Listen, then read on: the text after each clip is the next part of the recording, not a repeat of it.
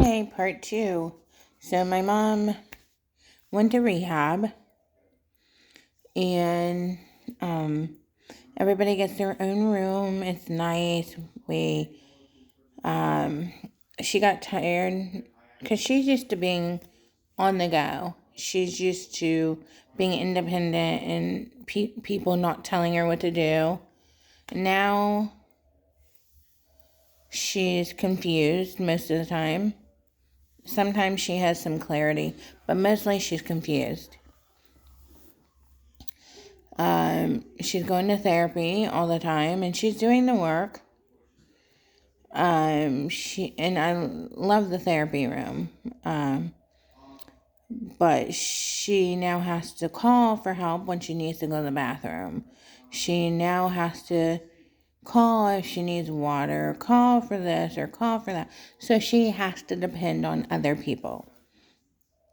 If she's not doing therapy, they have her, of course, in her room.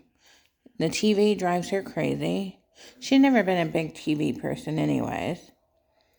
And she doesn't understand it now. She doesn't know how to use her cell phone. And so it's, just sitting in your room, either in your bed or in your wheelchair next to your bed, it's kind of boring.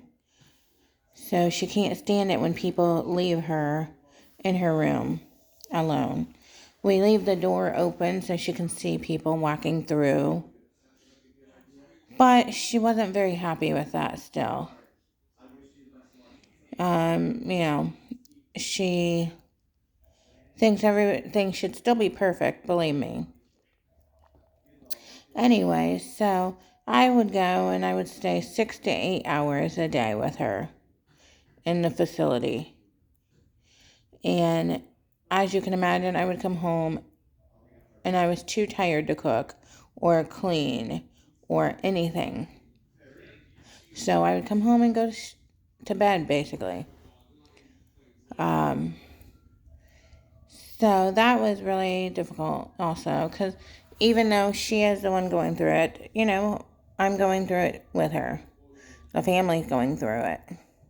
My son missed me and didn't understand. He understood why I had to be there, and he's very understanding, but he missed me.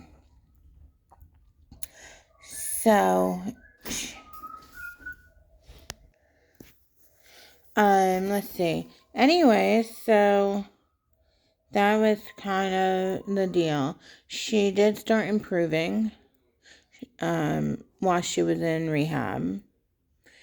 And that was nice to see. Because honestly, when we got there, I didn't think there was any way in this world, with her age and how bad she was, that she would improve. So that was nice when I started seeing improvements.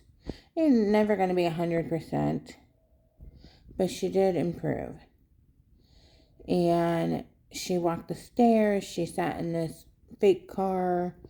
She went different, worked on different things. Her left side is affected from the stroke. So because of that, she couldn't see really to her left. And it's like her body forgot she had a left side at all, like her arm and her leg and her eyesight. So that was difficult. So we really worked on her turning her head, her whole head, so she can see to the left with her right eye, though. So that was, so when it was just she and I in her room, I would bring things and we would work on that. We would work on some writing, when she didn't have therapy. And so anyway, that was really interesting to see and do with her.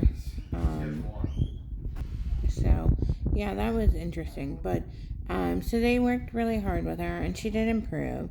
And I took her. She started having panic attacks which she hadn't had for years. She always had the disorder, but she hasn't had it for years.